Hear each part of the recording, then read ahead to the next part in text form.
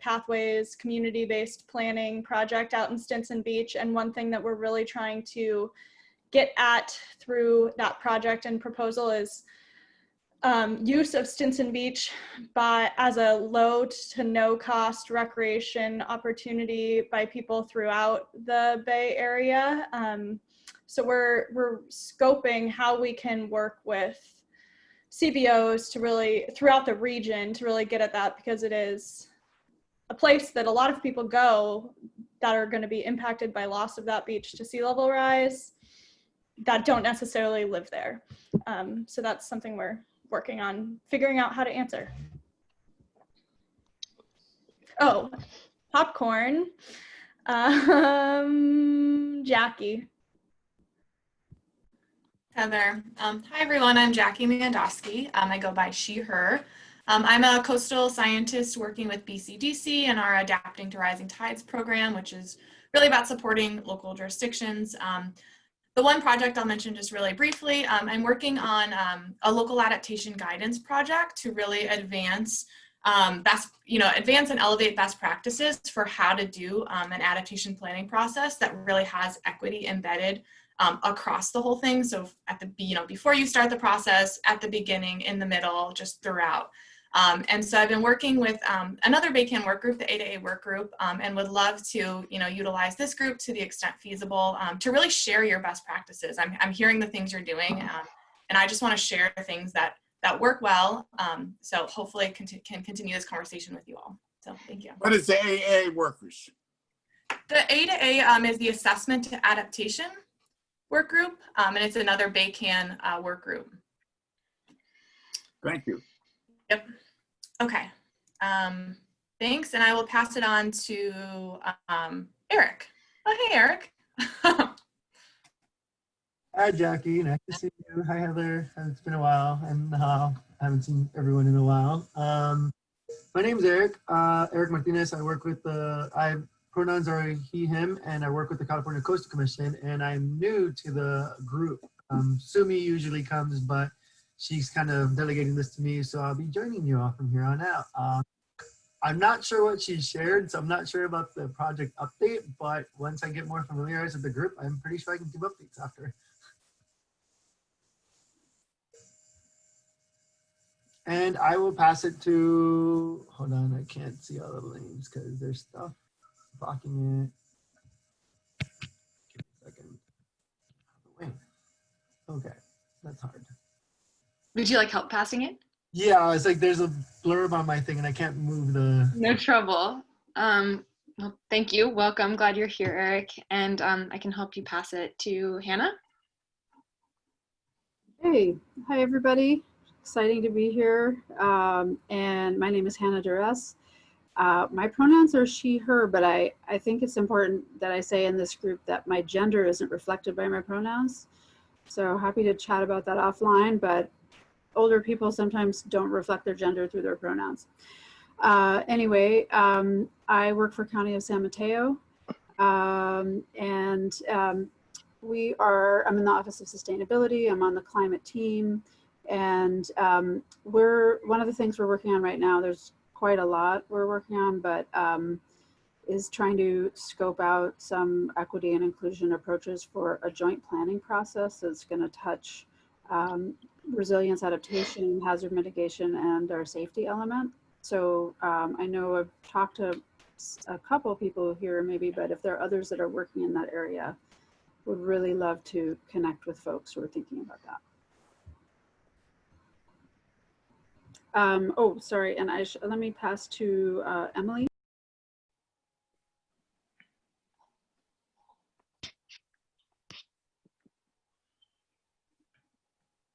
Emily Sadi with the Alameda County Office of Sustainability. I use she, her pronouns. And one equity project is that we recently released an Alameda County heat vulnerability map that illustrates in GIS interconnected environmental, demographic, and health factors that can increase heat vulnerability of our communities. And of course, many of these factors reflect historical disinvestment in communities. So I'll put a link in the chat, and it'll also come up if you Google Alameda County Heat Vulnerability Map. So we'd love ideas for sharing this tool with people and organizations that would find it useful. And I'll also post in the chat, we're looking for models of structuring payment and how to estimate appropriate compensation for community organizations that are supporting us in developing a community engagement process for our climate action planning. So thank you, and I'll pass it to Faye. Hi, thanks. Hi, everybody. My name is Hoi Fei Mok. My pronouns are they and them. I'm the sustainability manager at the City of San Leandro. I guess one equity thing I'm working on is the outreach for the climate action plan. We're working towards our second public workshop and the launch of our virtual platform where we'll be able to get feedback on the draft strategies. The platform will be translated into both Spanish and Chinese, and I'll be also hosting a Chinese specific workshop with my mother who will be helping to translate, which is pretty exciting. And I will pass it to Katie Van Dyke. Yeah, Hi, everybody. I'm Katie Van Dyke with the City of Berkeley. My pronouns are she, her. I'm in the Office of Energy and Sustainable Development. I'm the Climate Action Program Manager and also recently was asked to be the Chief Resilience Officer for the city as well. I apologize, I haven't been as involved in the group lately because of lots of childcare requirements, but now I'm able to spend more time, so I'm excited to kind of be back. And one equity project that we're excited about is we received a grant from USDN to do some community outreach with the Ecology Center as well as Green the Church on matters of building electrification and kind of generally more sustainability and resilience topics. So we're really excited. We've worked with them a little bit, but this will allow us to kind of expand that work. And I will pass it to Sarah Church. Hi everyone, Sarah Church with Alameda County Office of Sustainability. I use she, her pronouns. And recently we've done quite a bit of work, our office in partnership with Healthcare Services Agency to put out resources to help our population protect themselves from wildfire smoke, and building on some work we did over the past year in making sure that we're reaching everyone in our community, not just those who have easy access to the information that the county puts out. So we particularly have put together guidelines for COVID sites like food distribution and testing sites to make sure that people aren't going to be exposing themselves to wildfire smoke when they're receiving those services. And we also have a new frequently asked questions document for smoke and COVID and how to protect from both at the same time. And I'm going to post a link to our page in the chat. It's currently being translated. And I will pass it on to, let's see, Dorette. Hi there, everyone. I'm Dorette Quintana English, and I use pronouns she, her. I'm working at the California Department of Public Health, in the Office of Health Equity and the Climate Change and Health Program, and work primarily on the Calbraze project, which primarily we've been developing over the years and continue to maintain web tools for folks to do equity work in climate change planning and action, strategizing, and helping to prioritize communities with the highest vulnerability based on a number of indicators. So we're also working hard right now on ensuring that there's some equity in the distribution of resources and activities surrounding the COVID-19 response in our office. I've been primarily fortunate to stay on the climate side. Almost everyone else in our office is working on COVID-19 right now. So that's about it. I also do a lot of technical assistance provision and welcome anyone to call me anytime or email me if you want any kind of information that I might be able to help you find, or just another set of eyes on whatever you're working on?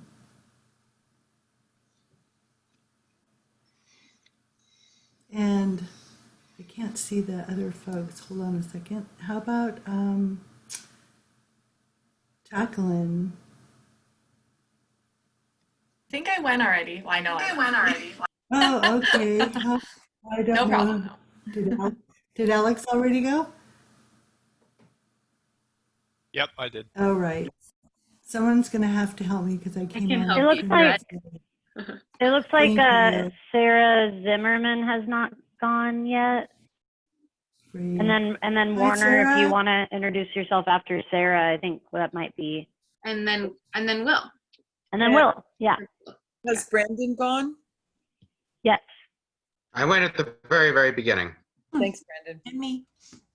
Susan. Oh, and Susan, of course. Great. Well, I hope whoever's going after me knows who they are because I got lost there. Yeah. Hey, everybody. I'm Sarah Zimmerman. I'm new to this group. My pronouns are she, her. I live in Berkeley and I'm with the Climate Equity Policy Center, which is an initiative that I started earlier this year. We're working nationally to provide local governments and advocates and stakeholders with a portfolio of climate equity model policies. So we're focusing on policies that are both really moving the needle on climate, but are centering equity. So developing those policies and also providing advocacy and implementation assistance. Our first model policy is on circular economies, and it should be coming out this October. And for my highlight, I worked with a set of interns this summer and analyzed different policies that were at the intersection of climate equity, pandemic resilience, and economic recovery to understand kind of where there was potentially the most opportunity for movement in terms of political will as well as need right now. And so I'm currently synthesizing those findings, and that's going to inform some of how I prioritize the policy development process that we undergo. Can you restate the name of your organization? Yes, it's the Climate Equity Policy Center. Okay, I want to be sure that we get that down in our notes. Terrific. Thank you. We'd love to follow up with you, Sarah, outside this. I'm sending it to you. Terrific. Beautiful. And I can help you pass, Sarah, as that was Thank enough. you. So glad you're here. We pass to Bill and then to Susan after that, and then we'll be good. And Warner. Bill. And Warner, of course.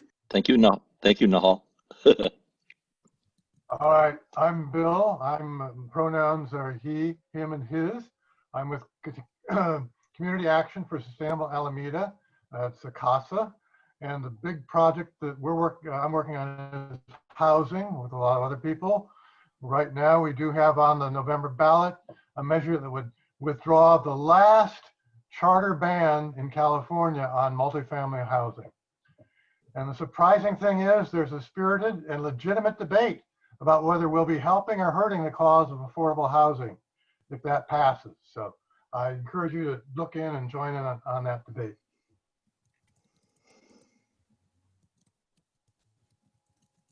Oh, was it Warner? Name I remember.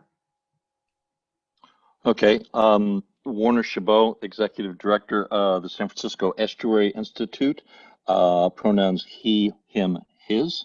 I would add that we are going to be adding a Civic Spark Fellow to our team by the name of Clarissa Pickett, who will be spending some of her time working on DEIJ issues.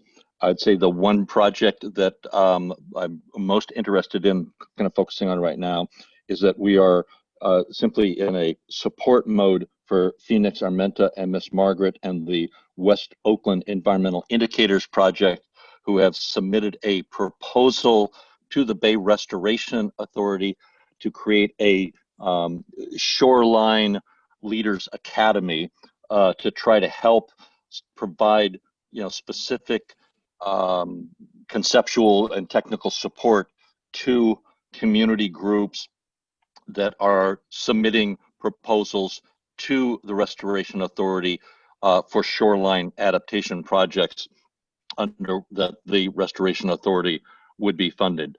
This is a project that will be led by the West Oakland Indicators project, and I think Phoenix is the lead person on that. And we would, if funded, we would try to provide some data and technical support to the training of shoreline community leaders, so that underserved and disadvantaged communities are able to have a little better capability of collaborating with, submitting proposals to, and hopefully getting funded by the Bay Restoration Authority. I'll stop there and back to you, Yeshi, to punt to whoever else. Passing it to Susan now. Thank you, Warner. Glad you're here. That's an exciting project. All right, well, good morning, everybody. I'm Susan Silber. I use she, her pronouns. I'm the director of the Northern California Resilience Network. We're building a coalition of projects and organizations that are working on community-based and nature-inspired projects in Northern California. Our work is really just centered on equity, but some exciting things that we're working on are we are redistributing funds to support projects, community-based projects, and I'll talk about the Resilient Hubs Initiative and later on in this meeting, as well just mobilizing community groups to support just immediately emergency responses to the wildfires. We got 75 people from various community groups together last Monday and distributed 700 masks last week to these various community groups. So yeah, exciting work. And this is just to say, yes, she is also a staff member with NorCal Resilience Network. So great synergy there. And anybody else just has to. So may I ask, is the minutes from this meeting are being recorded by somebody? Yes, by Susan herself. Yes, and Carl, Sasha and Sophia are recording the notes for. Yeah, but I'm also asking for the recording from many of the other groups. Yeah, the audio is being recorded as well. And that will be sent out to us at the end of the meeting. Is that how it'll work? Yes. Yeah, we'll probably put it on the website, but we can also send the recording just directly over email in the follow-up. And could you, and would you, is this under BayCAN or how is this done? Mm-hmm, yeah, yes, it'll be through, it'll be on the BayCAN website, and also it'll go out to our list, and you are definitely on our list, so you'll be getting it, and so will the main Breakthrough Communities email.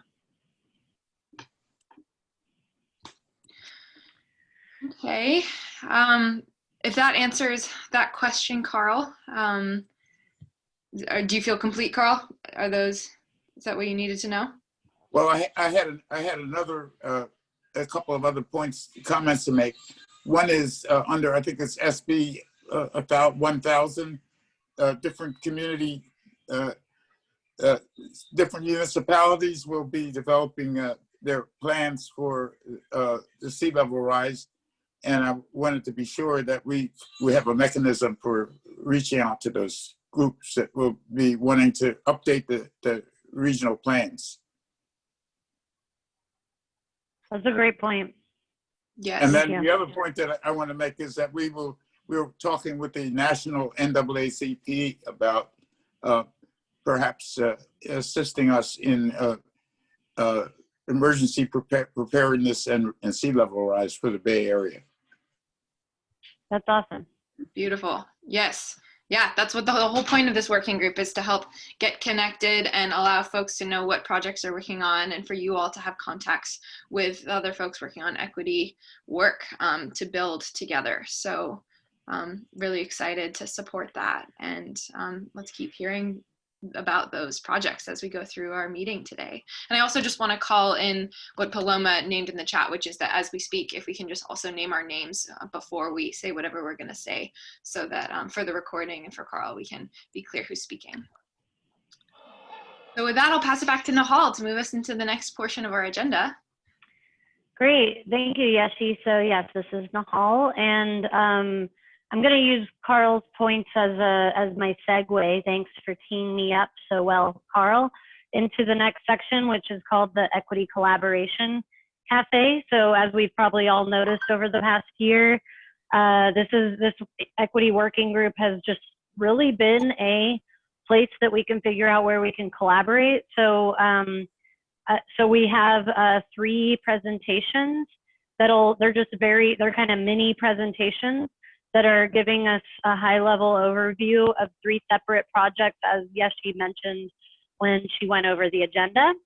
And we'll be, when you listen to these overviews of these 3 presentations, we ask you to please kind of take notes in your mind of, using them as inspiration for where you would like this group to go in the year ahead. Maybe we'll be partnering with these specific projects that are presented today, or maybe you have other projects that you think would be more relevant to the work that we do. So just get your thinking caps on, please, and just think about how you want to focus our work as a group. So each presenter will have about 5 minutes to share their projects, and we will hopefully have time for at least 1 comment or question each, but I guess we'll just see how we go timing wise. So with that, I want to pass it straight over to Sarah Church to share more on the Just Recovery letter.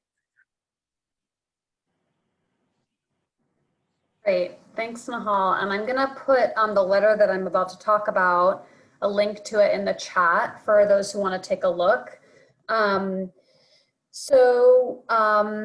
We at the BayCAN steering committee,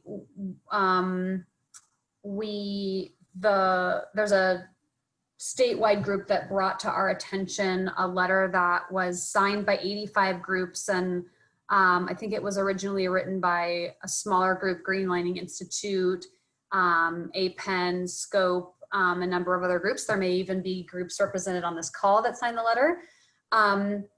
That have focused on environmental justice in the state of California and have been involved in statewide policy. And the letter is written to Governor Newsom and members of the Task Force on Business and Jobs Recovery. But it has these incredible recommendations for what they call a just COVID-19 response and recovery to support resilient communities from the perspective of environmental justice. So bringing the long history that these groups have working with communities to respond to environmental justice concerns and the priority needs of communities throughout the state, and then introducing what COVID-19 as a new challenge that we're all facing together, and making very clear policy recommendations to the state. And so we were discussing this letter within the BayCAN steering committee to think about if there was anything that we could learn from, these recommendations that had been collected, and possibly learning what local governments would be able to do based on these recommendations. If we could forge maybe a new list of recommendations based on these, and of course, the wealth of experience from our equity, from our BayCAN members and our equity working group members, to come up with some policy recommendations. And I'll just say that over the life of BayCAN, I've heard quite a bit from groups, especially those, I gotta say, who are maybe not represented on the equity working group, that kind of say, I want to work on equity, but what should I do? Give me concrete proposals. And I know that a lot of groups out there have incredible proposals, including those on this call. And there are some mentioned today that I haven't even heard, seen. So I want to learn about those. But I think if BayCAN Equity Working Group were to collect up some of these proposals, including those that are in this letter and those from our Equity Working Group, then that would be a starting point for our members to get started on climate equity, particularly in the context of COVID-19, which changes a lot of things in our context. So I'm going to go a little bit, I'm just going to do a little overview of the letter, and then we can maybe discuss. What I'd like to pose to the group is whether there is something, do we want to use this letter to build on a policy recommendations document or some other something else that we might come up with at the equity working group to help guide the work of local governments as it relates to COVID-19 recovery, a just transition, and equity. Sarah, before you jump in, sorry to interrupt, but I wanted to just point out that I know you just said you wanted to have a discussion, but we're pretty far behind our agenda and have a lot to get.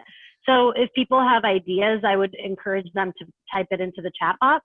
Great. And then maybe chat with you offline, or we could talk about it at an ad hoc meeting potentially. And we can circle back to it towards the end of our meeting when we start to prioritize like what are the projects we want to take on. Like we can come back to this piece at the end of our meeting and say, is this one we want to take on, and then organize from there. Perfect. Okay, yeah, keep it in your mind or in the chat box just to respect the agenda. And I particularly love to hear from the advocate groups on the line, you know, about recommendations documents that you have that we could also add to this conversation. But I'm just quickly to go over kind of the guiding principles of this letter, and keep in your mind if you want to revisit this later.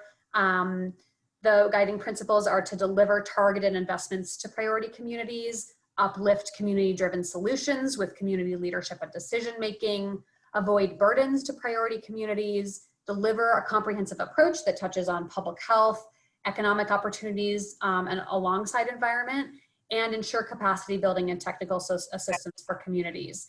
And I thought it would be interesting to have it as scaffolding for our recommendations. As someone that works at local government, some of the recommendations like expanding access to telehealth services, establishing an equity office, they were directed at the state, but would really be useful for local government to look at as well. So that's my 5. Want to keep to time. Thank you so much, Sarah. So as mentioned, we don't have time for questions right now, but we will have time to discuss later if you want to bring this up as an example of something we can work on as a group later this year. In the meantime, I would like to continue with a presentation from Susan and Faye on Resilient Hubs leadership training. All right, I have 1 minute to talk.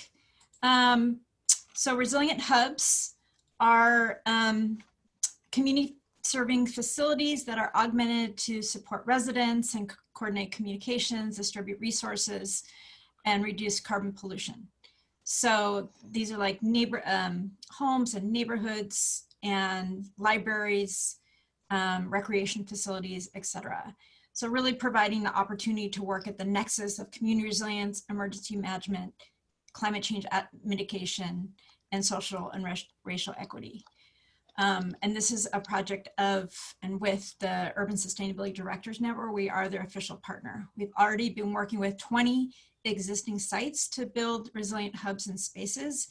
And we are submitting a proposal to the USDN in collaboration with some of you. Faye is the leading, City of Fremont is the leading organization to plan a leadership training workshop to support sites to build out their resilient hubs in spaces starting in the winter, and then moving, starting in November with the series of relationship building workshops, and then moving into the winter to really support the nuts and bolts side of building out their resilient hubs. So Faye, do you want to talk briefly about just on your end, you know, just the benefits of this kind of project, and then this collaboration? Yeah, sure. So we've often talked about how important it is to build relationships with the community-based organizations.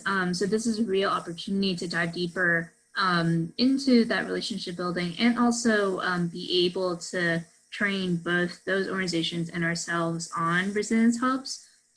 So in the process of working on this project together, it really be able to point out you know, those needs that some of the CBOs might have, and then how we as agencies can offer those specific resources, connect them to the appropriate folks.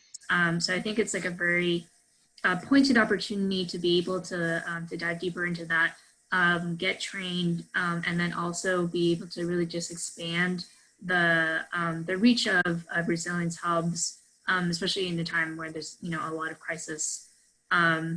So as Susan mentioned, we do have the grant that will be submitted next week. If you are interested, please let me know. ASAP if you want to jump into it. I think even if we don't get the grant, we'll probably still be moving forward with the training. Is that correct, Susan? Yeah, that is correct. We really feel like this is such an important moment to really be of support for resiliency hubs. So yes, we're going to be moving forward with the training, trying to raise funding for both the training as well as the projects related to the sites themselves.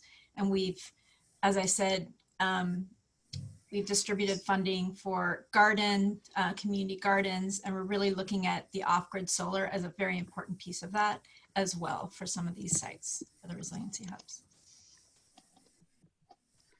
Great. That's very exciting. Yashi, did you want to say something? Please. Yeah, I was gonna just briefly say, you know, with my NorCal hat on, because I'm also a staff member there, it's something that I'm really interested in. Is this seems like a really exciting way to potentially bridge this really vast network that NorCal Resilience has with just like extensive community-based resilience organizing groups across the region, and BayCAN, which is in this moment largely made up of local governments and community-based organizations in addition. But for the sake, this just seems like a really interesting way to build a bridge between the two organizations, the two groups, through relationship building as well as working on projects together, doing a training together to launch resilience hubs. It just seems like a really exciting synergistic opportunity between the two spaces.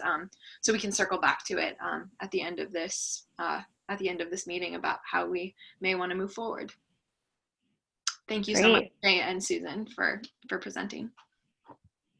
Yeah, great, thank you. So this is Nahal. I want to bring back the saying your name before you speak. Thanks for the reminder, Paloma. And I'm just going to quickly share a project that I was working on, that I'm continuing to work on, but I started working on with my wonderful research associate / intern from UC Berkeley, who's a Master of City Planning student. Her name's Erica Foster, and she started school, so she's no longer working with BCDC, but she did help us put together something that is called the CBO. You could either call it a CBO matchmaking tool or a Shoreline Environmental Justice Directory. It's kind of like, I'm using those terms interchangeably right now. I'm trying to figure, since it's so early, I don't know, like it's going to take on its own name, I think, once we figure out the ultimate purpose of this tool. But the initial purpose was for BCDC permitting staff to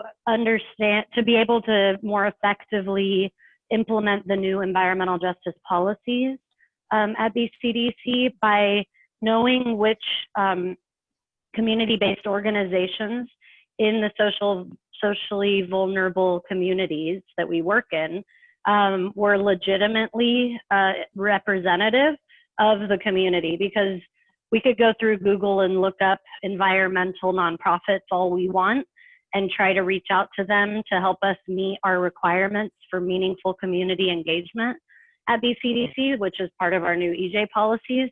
But, you know, I've been working in this field long enough to know that if you want to really address environmental injustice from development, you need to hear directly from the residents and the most impacted residents in those communities. So basically the goal was to find the correct EJ community representatives, and then make sure that they're informed of permits that are coming down the pipeline from BCDC's perspective on proposed projects that could potentially have disproportionate impacts in their community, and ask them to engage in the design process of both the outreach that we are now requiring, as well as actually designing the project if it's not too late in the project cycle. So this process has been focused on the communities that we've indicated through our community vulnerability mapping tool, which I did a quick demo on at our last presentation a couple months ago. And so far we have a list of about 100 community-based organizations, but we're trying to interview them to see how the directory or matchmaking tool would most benefit their communities.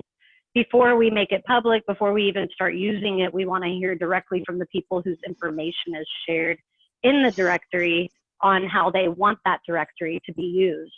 And so we are using our connections with the EJ leaders that we're able to connect to cast a wider net, and also to inform the ultimate purpose and the use of this tool.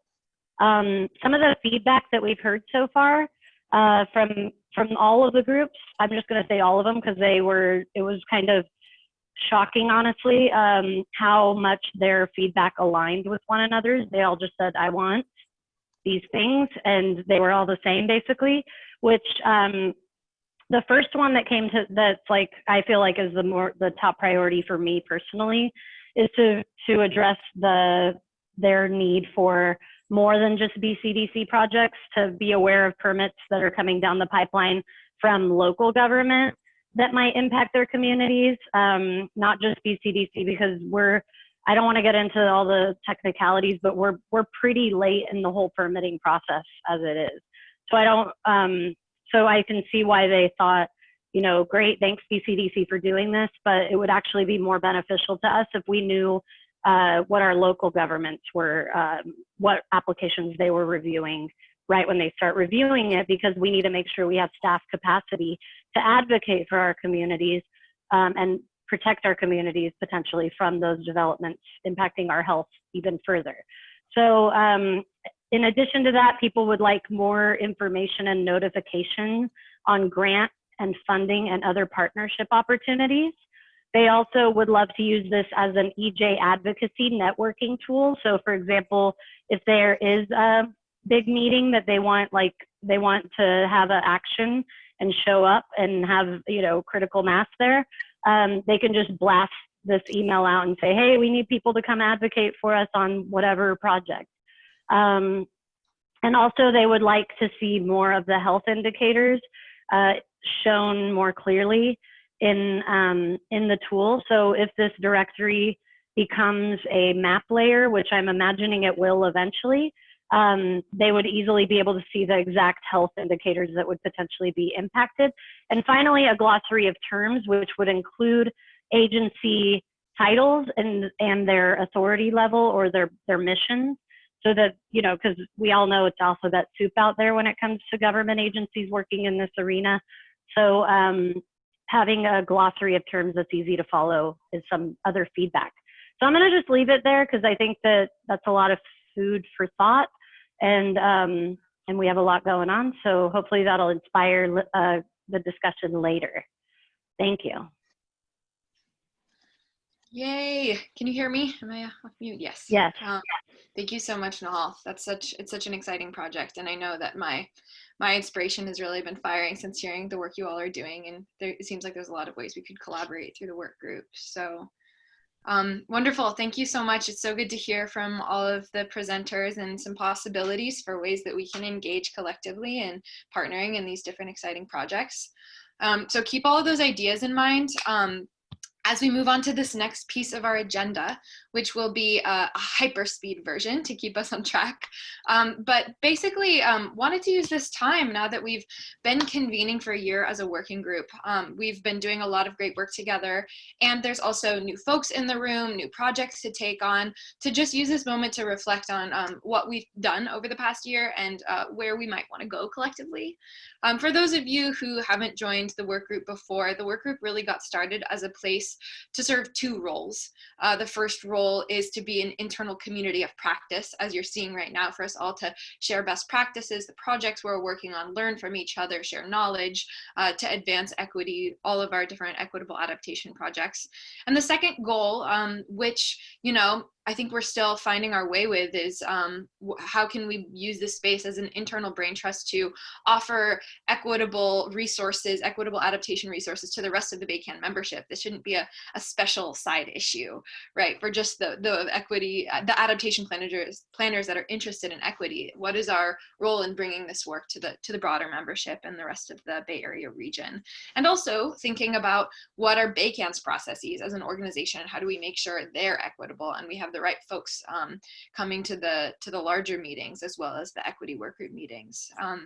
So lots that we set out to do, but wanted to take some time to go over what we did last year and what we learned from.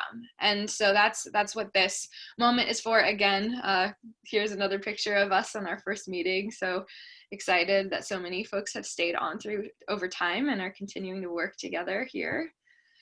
And just wanted to briefly list some of the things that we did over the past year that I would say were successes, and also just this is some of the things we did. We, like, to even launch, we thought a lot about what it means to launch through equitable process as an organization, and did a lot of listening across the field around for what was needed in terms of embedding equity into adaptation work in local adaptation planning efforts. And that's where the idea of a working group originally came from, was from equity and climate justice experts that were saying, yeah, that would be a great way for you all to begin this work. So this started originally from a call and a need from our community partners and from climate justice folks saying that this would be a way for you all to begin. And so from that, we formed a planning team, and we had a really collaborative launch approach in the way that we could, bringing BayCAN members together to launch and plan the beginning of the working group. And in that time, we're able to secure funding within the BayCAN budget to hire Something's happening. with my voice. Your sound is off. My sound is off? No, it's weird. Oh no. It's echoing really bad. Everybody else, please mute. Portion. Yeah, it might be a muting issue on somebody else's end. It's better now. It's better now? Okay. Can I get a thumbs up that it's good and clear now? Okay, thank you. So yeah, just to speak to, we hired Phoenix and Nahal as consultants and co-partners and co-leads for the launch of the work group, and they joined us from the very beginning in forming the work group's identity and launching into what we became as a working group, and co-led with me as staff through the rest of the year. We wrote equitable membership policies within BayCAN to make sure that community-based and equity-focused organizations could join BayCAN no cost, to have access to the space, and also allocated money in the budget to be able to pay stipends to our community-based and equity-focused organizations. And we did a lot of collective priority setting as a work group and did collaborative planning in terms of what we wanted to do. So those are some of the things that we've done to try and be equitable in process as a working group. In terms of the projects that we've taken on, we created a shared equity definition to begin our work together, so that we were starting from shared language around how we were even defining equity. And for those of you that haven't read it, it's on the website and you can take a look at that. And a question is, do we still feel aligned with it? And is there any refinements that want to be made? And maybe we make some time for that in the future. We had meetings and presentations through the whole year. We met every other month for an hour and a half, and half the meeting was usually a presentation from an amazing expert in the field. We heard from Alex Guinness on equitable COVID response and disability justice. We heard from the City of Oakland on their equitable climate action plan. We heard from Hannah Duress from San Mateo County, and Faye from San Leandro, and over time we just heard about so many different projects happening. And we also had times to share our projects and to collaborate on things. And we formed accountability buddies where we would check in on each other. Those are some of the things we did to share work group space and collaborate last year. And we also, at the end of the year really culminated with this training that we hosted that many of you were at, which was the operationalizing equity and adaptation planning training, co-facilitated by Phoenix, Nahal, and myself. And it was, yeah, a lot of it was a culmination of a lot of what we had gleaned collectively over the year of co-learning together in terms of what equitable best practice really looks like. So yeah, that was a really culminative moment. In addition to, just a couple weeks ago, we released the Equity Resource Guide, which Phoenix, Nahal, and I all co-authored as a tool and a resource for our working group and the BayCAN membership at large, compiling what we believe are the best, most useful resources for equitable adaptation planning, and offering you sort of a step-by-step guide to using them and accessing them through your own project work. So that's what we did last year.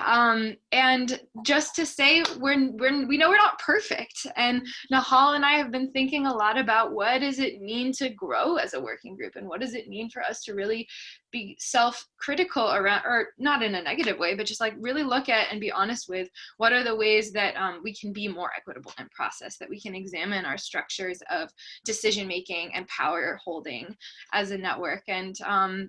And so some of the things I just wanted to be really honest with you all about in terms of what we've all been thinking about is what does it mean to share decision-making power equally in a working group setting like this? It's a real question I personally hold. I'm speaking just honestly as an individual on my path. Like I'm staff for BayCAN, so I have more time in my week to allocate to this project. And Phoenix and Nahal last year only had a handful of hours. And so that definitely did affect, you know, the amount of time and decision-making, you know, sharedness that could happen simply because at the end of the day, I was the one completing a lot of the deliverables. So what does it mean to really share power and share decision-making when there's not the same amount of time and resource allocation for staff versus consultants is a question we're holding. And going into the coming year, what does it mean to really honor co-leadership with a consultant and not have it result in or feel like tokenization in any way, but like true power sharing. And these are the questions we're asking as a working group with our adaptation planning, but it's also the question we should be asking ourselves within this space right here, right? Like it starts from here. And so I'm just being really honest right now and speaking to that. And it's a personal process I've been in for a long time around what it means to start from square one with equity. And yeah, let's make room for that in the latter part of this discussion to talk about what would it mean? Do we want to hire another consultant? Do we want to, like, I could step back from spending as much time and more people could step in. There's a lot of options for stepping into more power sharing as a work group. I don't know what the answer is, but let's talk about it. And other lessons learned that came up around, like, what does it mean to truly be in equitable relationship with community-based resilience practitioners? And is it the right approach to pay stipends to folks to come to these meetings when we're asking them to come to our table, which is largely a local government space? Should we be instead, you know, finding ways to send our people out to their meetings if that's wanted, to go to their table, or as Nahal has said, to build the table together. These are the models that we're thinking about and really questioning what does it mean to be in right relationship with the community. So I'm seeing folks write things in the chat and I can't fully track as everything's happening, but please share your thoughts as I'm speaking, and we're going to circle back to a lot of these questions, but if we want to get started with discussion just in the chat, I think that would be great because we don't have time to stop and discuss and talk, so we'll circle back at the end. So yeah, so I think we're gonna skip reflection now and we'll come back to it in a second. But I wanted to just say all of that as a way to sort of tee us up for the discussion, the remainder of our meeting around where do we want to go as a working group for the coming year ahead, and that we actually do get to collectively choose that. And it's also helpful to have some options. And Nahal and I have come up with some potential pathways for ways that we can choose to take on projects and engage in the equitable process. And so I wanted to just line some of those up. So we have $6,000 in our budget for the equity working group, and we wanted to think about what would it mean to be in more of like a participatory budgeting process around how we spend that money as a working group. It kind of just got decided through staff and me and Phoenix and Nahal last year, but we could decide collectively what we want to do with that money, and using it to work towards more equitable process, like hiring another consultant now that Phoenix isn't with us, or instead of using the consultant model, we could have an education and training advisory committee. Nahal, do you want to speak? That was your idea. Do you want to speak to what that could look like? Yeah, I thought that maybe there would be some folks that have good ideas and networks on lining up education and training for this group. And so if people were particularly interested in that, I saw it as kind of like a combo with the next bullet, which is the stipends for participation. So, you know, if we're going to offer stipends to CBOs to be a part of this group, that they could also get additional funding to co-chair a subcommittee on lining up trainings and doing all the outreach required for those trainings. So may I ask a question, or at least repetition? This is Carl Anthony. You spelled out the availability of a large sum of money. Could you repeat how much that is and what the jurisdiction over that money is? Sure. Yes. Thanks for the question, Carl. It's $6,000 in the budget for the equity working group to allocate how we want. And $6,000. Yes. And that's for the coming fiscal year. And so in the past, we used half of that was originally allocated to pay to hire Nahal and Phoenix. They both received. I think it was a little more. It was like $3,300 for the year, to be fully transparent. But then when Nahal stepped back or stepped into her role at BCDC, she could then be paid through her position there. So we were able to use that $3,000 to instead pay stipends to our community-based organizations to participate. So that, just full transparency, that's how it happened last year. But now we just put the same amount of money in the budget for this year for the working group, and we haven't decided how we want to use it because we wanted to decide that collectively. So this is Carl Anthony again. I'm wondering if it might not be a way of leveraging these resources for us to designate a working group that would go after some larger funding for this body. Because $6,000 is not going to go very far. But there is the potential, if this group is represented itself, to go to a much larger funding agency or group of agencies. Is that a viable way to think about it? Yeah, I want to just respond to that really quick. This is Nahal, and we did think about that. We realized that that's not a ton of money for this group for a whole year, but we also wanted to acknowledge that we're primarily not comprised of nonprofits, and CBOs. We're a lot of local government staff, and so we kind of don't want to compete with nonprofits and grassroots organizations that are going after that same pot of funding. We don't want to compete with them on the funding front.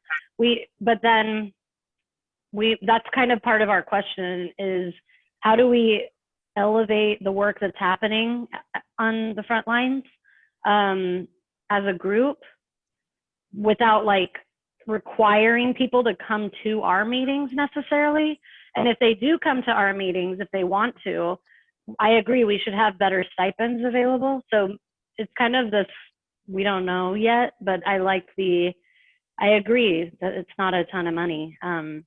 So maybe we can take that option as let's add that to the list of another thing we could use this money for, and just thank you, Carl. Let's add that. And if it's okay with you both, just to continue to map out a couple of the other options.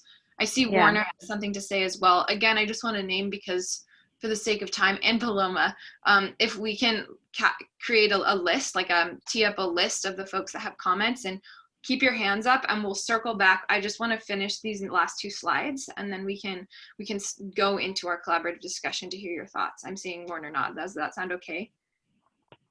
Okay, great. Yeah, so just to name the other options that we have are, hire another consultant, have a training and advisory committee who's deciding which presentations come through, and there's a little bit of a gatekeeper reality of, if Nahal and I are the ones that are deciding which presentations are going to get presented, which voices are we really uplifting? So thinking about, we're getting really meta here, but it's important to think about these things. Using the money to pay stipends for CBO participation at higher rates and valuing their time and expertise more. That could be a way that we allocate this money for meeting attendance or on specific projects that we engage in, including maybe utilizing the CBO matchmaking project and mapping project that Nahal named as a way to get us, at least us in this moment, meaning a lot of different things, but to get the local government folks in this room to go out to into their communities to help build out that map, and ask their communities what they're needing. And maybe that's another way, an approach to taking on project work, is asking our communities what they're needing, and instead of asking folks to come into this room to say what they need, going out, listening. I know we're already doing that, but what are the ways we can be listening more and bringing what we hear back into this space, to support each other to meet those needs? That's another way of thinking about it.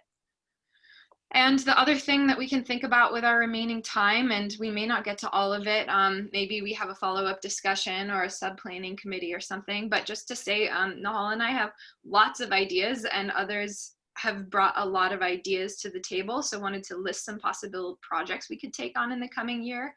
One is we developed this resource guide, and we want folks to use it, and we want folks to know how to use it well. We could have follow-up check-ins or programming around the resource guide to help folks learn how to use it, or that's one potential pathway. Another one is thinking about the equity training we just led, and many of you were there, and utilizing funding or resources to have check-ins with the different folks that were at the training, to help them actually implement the community-driven climate adaptation framework within their project. That's another option. Another choice could be to take on the CBO matchmaking project that Nahal listed.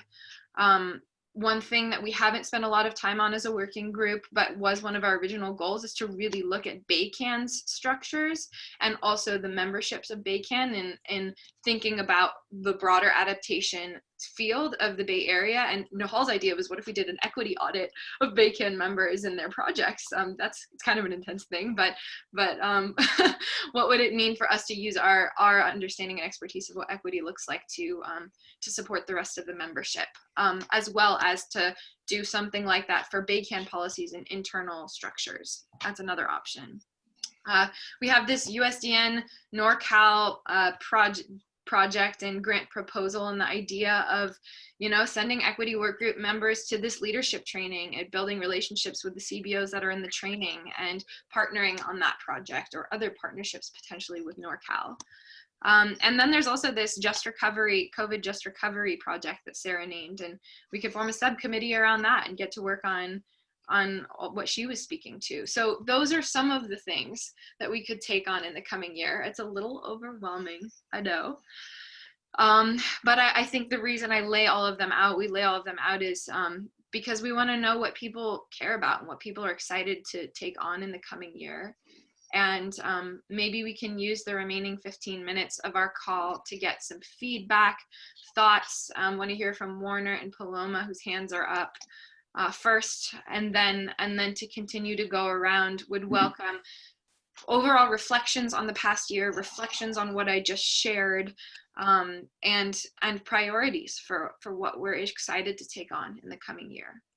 So want to open it up, and again, before we dive into it, just framing around these two core questions of, like, how are we equitable in process as a working group, and what projects do we want to take on?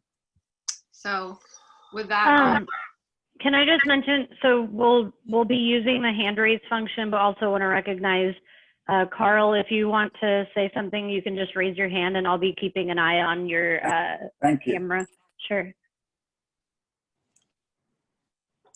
So are we going to hear from Werner and Paloma? Yes, perfect. Thank you. Let's hear from Warner. Okay.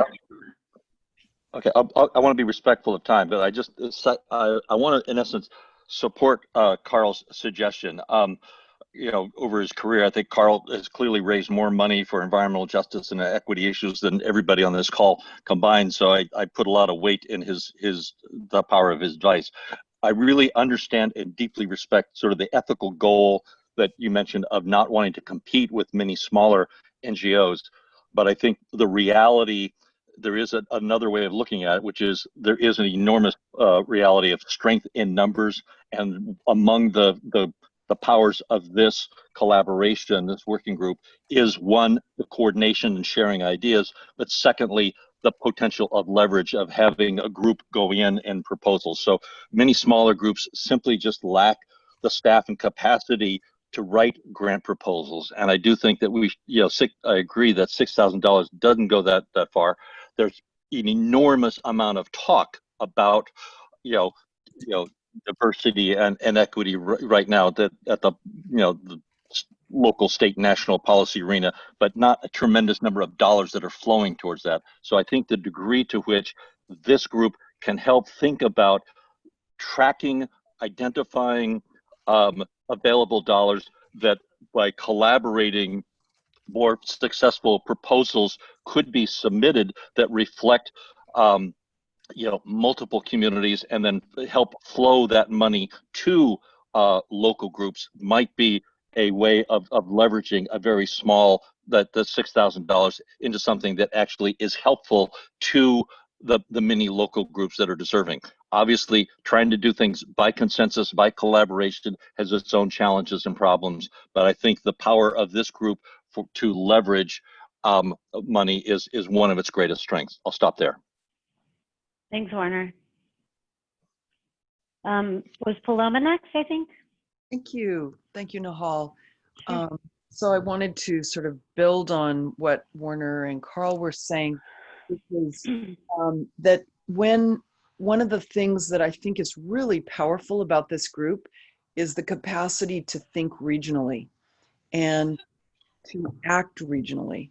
And when we are talking to funders in different places, they're often saying, how do we move to scale? How do we honor the most vulnerable and disadvantaged groups, and at the same time link those vulnerabilities at a regional scale? Because as we know, as environmental living systems thinkers and actors, we're in a living system that is a region, so that as the Bay rises, that we are connected to, it affects all of us.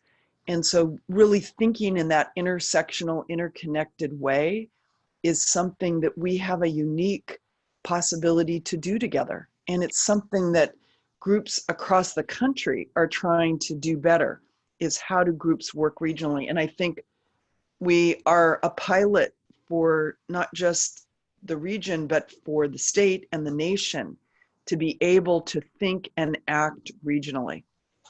So being able to tap into funding that would support this, I think, is one capacity that this small sort of seed money could help us do, and to really build the idea of how do we think and act as a region, leading with the most vulnerable communities as leaders for the whole.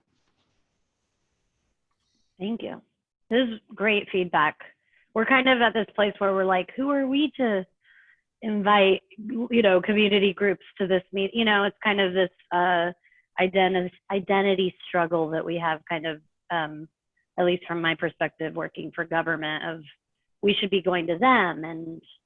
But yeah, I think we could find a way to fund the groups and still keep ourselves afloat at the same time. Was there anyone else that wanted to respond to anything that, she just covered about the year ahead? It could be about funding, it could be about priorities, education subcommittee. How do we, because she probably needs help, because I don't know how many hours she has as the coordinator of this group. So we're trying to come up with a way to find support that doesn't have to be the structure we used last year, where we had me and Phoenix as the consultants, unless you thought that worked. And then we would have someone else, because I don't need to get paid. I think I'm gonna go to Carl and then Paloma. Yes, I wanted to say that this group is very impressive.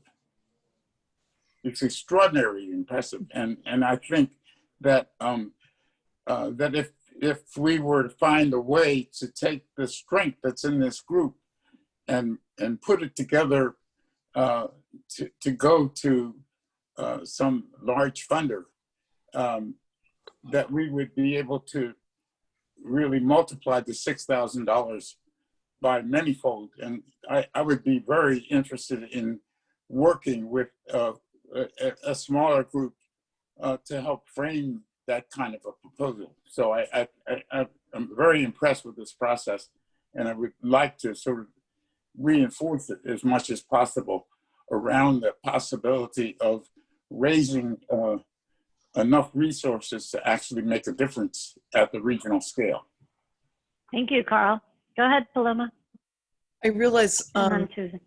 yeah, I guess I wanted to emphasize too that it's not only a funding capacity that we have as a region, but we were talking yesterday to the National NAACP, who's wanting to partner with the Bay Area as a region around disaster preparedness and sea level rise. And they are receiving funding from FEMA and NOAA to develop toolkits for vulnerable regions around the United States, and asked, do we know a way, Carl and I and Breakthrough Communities, to partner with community groups in the Bay Area as a region to offer a regional training and piloting of some of the toolkit that they are developing nationally, leading with racial and social justice, with climate adaptation. And so that's another reason. It's not just a funding reason, it's a way of thinking in the key of we and acting in the key of we that's really being called for in this time. And we have the work that we're doing is really amazing. And so we want to just help to grow that and build that. Very exciting. Thank you, Paloma. Susan? Yeah, I would say that putting all our money into just supporting fundraising could be a mistake, because often we don't get the funds. And so I'd love to see funding for community organizations to participate in the priority projects. And also working with a coalition of CBOs, we don't necessarily want to go to trainings, don't necessarily want to see toolkits. We just want to just be supported for the work that we already are doing. So many groups are so underfunded, they're so under-resourced, undervalued. And so just being of support for the existing work, I think is really crucial. And I'd love to talk to Breakthrough Communities as well about the regional hubs model, because I feel like it is a really great regional model. We welcome that. Thank you, Susan. Thanks, Susan. Hannah, did you have something you wanted to add? Mainly just that I do like the idea of supporting the community-based organizations. And I think one of, from having the experience of being in a multiracial community organization, coming in from the outside and now being in a county government in a different county, I do think there's a value in having a regional coalition that works together, because sometimes there are existing histories on the county level or the city level that can kind of get in the way of progress. And sometimes we might be able to help each other out with that and have a bigger picture perspective on it. So that was kind of my piece there. Yeah, I'm not sure. I want to hear what others have to say. Thank you. Anyone else want to chime in before we wrap up?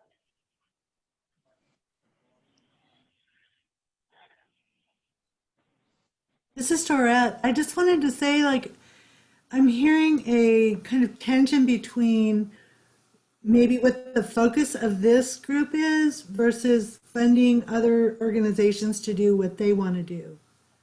And I'm not sure they're the same focus necessarily. And what the role of this organization is in supporting other organizations to do what they want to do versus focusing on the mission of getting representation into processes to develop climate resiliency that, because of the world we live in, is vested in the government financially right now. Mm-hmm. Thank you, Dora. Yeah. Yeah, I feel like that's a really important point, because in a lot of ways, the way we have just functioned over the past year, whether or not this is the right way, is the work group is made up of BayCAN members. Largely, the BayCAN members are local governments. And so a lot of the work and thinking we've been doing is around how do we get those folks, you all, many of you all who are here, to really support them to do the work, to engage with community in good ways and to shift power to community. And so there is this other thing around like getting real with like who's here and do we want to work with who's here right now, which is a lot of local government folks and folks from community-based organizations who really want to be here. But are we working, I mean, ideal, like hearing Paloma, it's like we want to work regionally. There shouldn't be silos around who we're working for. We're working for all of us. And thinking through like, yeah, just like, yeah, getting clear on our identity, and that recently the identity has been like mostly local government folks. And if we want to pay stipends for more CBOs to join in a cohort, we'd be shifting our identity intrinsically and how we operate and what our goals and visions are collectively to be more about coalition building, which is absolutely maybe necessary. But that sounds like what Hannah just said. Hannah typed in the chat box. I'd recommend funding be focused on enabling collaboration between CBOs and this group, which is mainly government, to promote regional equity. And I like that you kind of summed it up, Hannah, because what Dorette just explained is kind of what we've been working to reconcile for like months now. Dorette, like that question you just asked is the question that me and Yashi have been asking ourselves in Phoenix. We've all just kind of been like, what do we do? So I like that proposal. I saw Carl's hand, and then I do think we should, just to respect everyone's time, start the next steps. Yeah, I just want to mention that we, I think that some ways the scarcity model can be misleading in with respect to what we're about.